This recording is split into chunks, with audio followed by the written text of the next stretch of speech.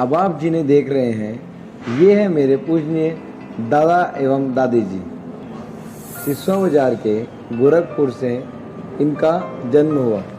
मेरे दादा दादी जी के 4 बेटे 3 बेटियां हुई, यानी मेरे पिताजी के 2 बेटे और 4 बेटियां हुई, जिसमें उनके बड़े बेटे यानी मेरे बड़े भैया का जन्म 1 जनवरी 1981 को हुआ। अब हुआ ये कि धर्मेंद्र भैया को पाकर दादा दादी जी खुश तो हुए, लेकिन उन्हें अपार खुशी की आस अभी भी थी। क्या सोच रहे हैं, नहीं समझे? अरे भाई, जब घर में धर्मेंद्र की एंट्री हुई तो जितेंद्र क्यों पीछे हुई? हाँ, बस दादा दादी की इच्छा थी कि धर्मेंद्र के बाद जितेंद्र आना ही चाहिए, और हम आ गए। अब देखिए, 1 जनवरी को भैया का जन्मदिन घर वालों के साथ साथ पूरी दुनिया मनाती है, एक साथ 2 त्यौहार, तो फिर मुझे भी कुछ स्पेशल करना ही था। तो बस दिन था 26 जनवरी का। पूरा देश राष्ट्रध्वज को उगते सूरज के साथ सलामी दे रहा था, और उसी पावन अवसर पर मेरी यानी जितेंद्र की किलकारियाँ गूंजी जायसवाल परिवार में। बचपन तो मेरा काफ़ी खुशहाल तरीके से बीता। दादा दादी जी का बहुत प्यार मिला, बड़े भाई बहन से बहुत स्नेह मिला। सबसे छोटा हूँ ना, इस वजह से बड़े भाई बहन मेरी ज़्यादा फिक्र करते थे। अब इस तरह से दिन बीतते गए और मैं क्लास 9th में पहुँच गया। 9th क्लास में आने का मतलब यंग एज में कदम रखा, और इसी यंग एज में मेरे से कुछ मिस्टेक हुआ। कुछ दोस्त बने और उनके दोस्तों के साथ और दोस्त बनते गए।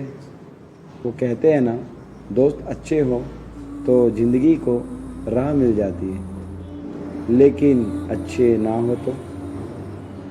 मैं गलत संगति में पड़ गया और मैं होते गया कुछ मेरी भी लापरवाही थी, जो उसको इतना लाड़ प्यार से मतलब हर चीज़ इसकी डिमांड पूरी कर देते थे, और उसकी वजह से थोड़ा से बिगड़ गया बोले तो ऐसा है कि ध्यान नहीं दे पाए। मैं कोशिश भरपूर करता था, सोचता था कि घर में तो सब है ही, मेरा काम के सिलसिले में कभी बाहर रहना, इधर रहना, उधर रहना। ऐसा लगने लगा कि मेरा जीवन अंधकार में है, भविष्य की कोई भी रूपरेखा नहीं थी मेरे पास। एक दिन ऐसे ही मैं किसी सोच में डूबा रहा। एक दोस्त ने आकर मुझे एक फ़िल्म के बारे में जिक्र किया।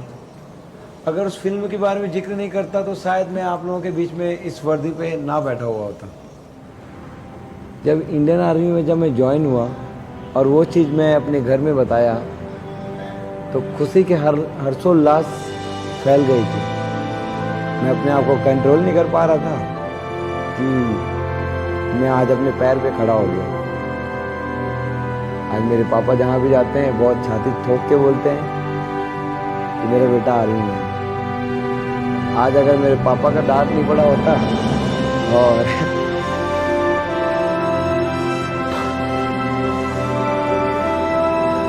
भैया जी का डांट अगर नहीं होता तो शायद मैं आज बैठा नहीं होता। ऐसा